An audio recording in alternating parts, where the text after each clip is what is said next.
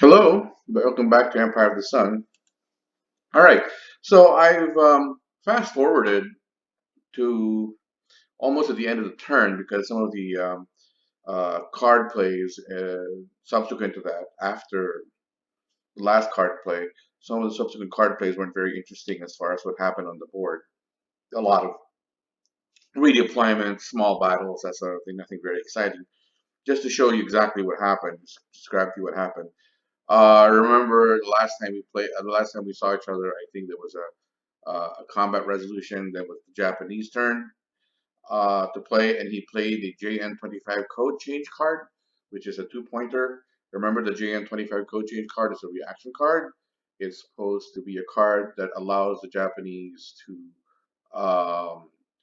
react to play the card even after he's failed the intel roll. That's the only card that's there on the that's like that in the entire deck, or in the entire game actually, because the Americans don't have a card like that. So that's a two-pointer, and he used that for the points, not the event, which is sort of good for me because okay, so we get rid of one of the um, reaction intelligence reaction cards, and it's the good one too. So get rid of that, put that in the discard pile, and if he doesn't play, if Tojo never shows up to be played as the points, we never have to see it again because it's the card is, the deck will never be reshuffled. So he did that, and then he moved and he took Biak here. He was able to land. He was able to use the Ryujo and an army, land in Biak, destroyed the USCA that was in there. Uh, no, it wasn't destroyed actually. Down here at Gili Gili, I think the battle was fought, and when he captured, I had the emergency naval move, and the CA did an ENM emergency naval move to Gili Gili. Okay, all right, so that's what happened. That then I played. Then as the allies, I went ahead and played Tarzan, Operation Tarzan. Remember, I had that card that I pulled because of playing the PT Boats card, and I played that for the event, and I used that to activate the Chinese armies here and rearranged my rearranged my uh, defenses here in Rangoon, around in Burma, that sort of thing. Okay, so that's all I did. Nothing very interesting. The next card he played, the Japanese played, was his War in Europe card. He played the War in Europe card for the points, the 3 points, which he then used to move his heavy units, his heavy carriers, from Tokyo, and he moved them down here to Saipan and so on. He based them here in Saipan, and he based one in Iwaitak, I think. Yeah, looks like it's in Iwaitak. The Shokaku he did, and then the Akagi ended up going to Rabaul. So he's redeploying to the South Pacific, and he went out and took an army and took out or captured Wewak. All right, and that's fine. I guess I don't know. I think if I were one thing I could argue about is maybe he should have played the he could have played the War in Europe card for the event, only to push this down slightly. Um, because there was always the possibility that I had the War in Europe card. I had a War in Europe card myself. So if he were to play War in Europe as the event, this would have moved to this would have moved down. This would have moved down, right? And so if I had the War in Europe card myself, I don't, but just in case I did, the Allied victory for that would have just moved it one space up like this.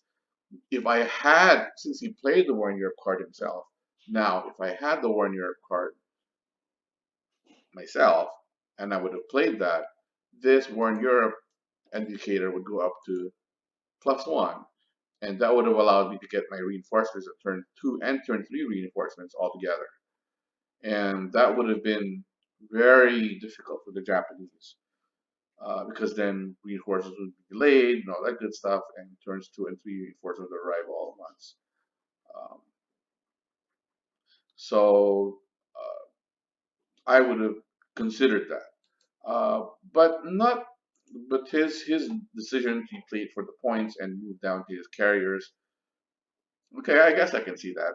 Okay, that's not that bad a choice. I don't think that was.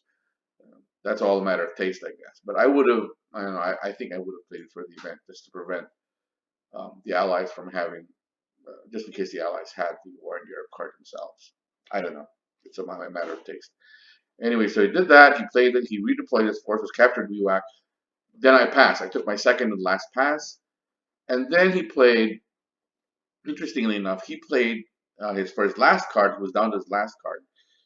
He played the submarine card. He played a submarine card which gave him 1 point of ops. Okay, and what he did was he took his ops and he took the Aoba here, and the Akagi, and he took it and he attacked Guadalcanal. The Enterprise wasn't there yet, obviously. It was the Kent, if you remember. The Kent was there, and he destroyed the Kent. Uh, but he didn't. He wasn't really able to land the 6-6 Special Forces Brigade onto Guadalcanal. I think here, I think he made a mistake because that was his last card, and if he was dead set on taking Guad, which is fine, I can understand that. What I would have done was I would have taken the Ayoba and the Japanese Special Forces Brigade. Now he's out of ASP. I understand that, but remember the Ayoba can take the SS Brigade for no ASP because of the intrinsic capability of the Ayoba to carry amphibious forces.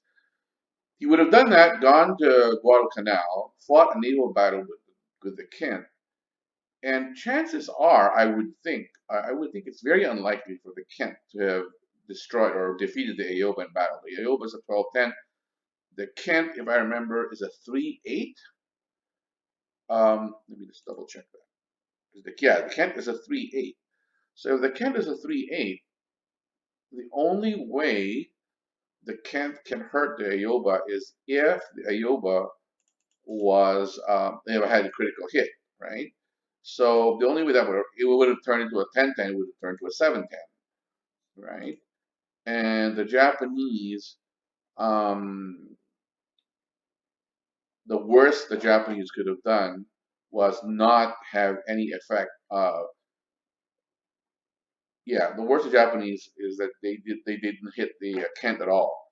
So even then, the Japanese would have won the naval battle. The Japanese would have won the naval battle because you would have had 7 combat air naval factors, and they would have only had 3 at best. So it wouldn't. The attack would have succeeded. The naval brigade would have landed at Guadalcanal, and he would have been able to occupy or conquer the entire Solomon Islands chain.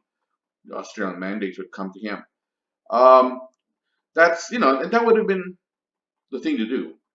But what he did was he took the Akagi and the Ayoba and just destroyed the camp for no, not really a good reason. It's kind of a waste of a card, if you ask me. I think for something like that, for the sub card, I think he should have put it away for a rainy day. If he wanted to occupy Guad, he could have done that, but he didn't. Or if he not, put it in FOQ, put it away for a rainy day. Submarine card is always a good idea to have because it's always useful. Eventually, the U.S. will have to move his carriers, and you could take a shot at the carriers then by playing a sub card. And it's one of those draw one strategy card sub cards, so it's not like you're going to lose a lot by playing that card. So I think that's a mistake. I think he should have played that for the FOQ, or at least go after Guad the way I described. Okay, so he didn't do that. So anyway, so I played my last military card. I played my last card, and I played the Black Bay card for the points, 3 points. And what I did was I went ahead and moved my carriers from Hawaii to Guadalcanal. I made a mistake. I misclicked something and left the Lexington kind of like sitting there in the middle of the ocean. That should have gone to Guadalcanal. I forgot it was there. So I redeployed here because he had no more cards in his hand. So I felt, okay, well, I can move my carriers and not worry about being torpedoed. And I took a chance. I took the 7th Air Force guy here. I know they all have battle markers, and that was just a misclick, sorry. But it was just the 7th Air Force bombers that was going to bomb the Shokaku anyway, just in the Shokaku, just in case I get lucky and I get 1 in 10, then, who knows? Who knows what happened, right? So I played that. He rolled for Intel, and actually he missed. He played. Um he had to have rolled a 3 or less. He rolled a 4, so it was a surprise attack. And so I rolled, and I only rolled a 3, unfortunately. And of course, that's a no effect, and no effect, so it didn't happen. So, but it served the purpose of being able to play my last card. I took a chance. It happened. Redeployed my carriers, and all the rest of it. Okay, and I think the last card I played was the Arcadia card, and I put that in the FO. Okay, I put my card in the FO, and so I had that extra card going into next turn. Um, so turn 2 is over, and next video I will go into the beginning of turn 3. Okay, so I'll see you in the next video. Thank you.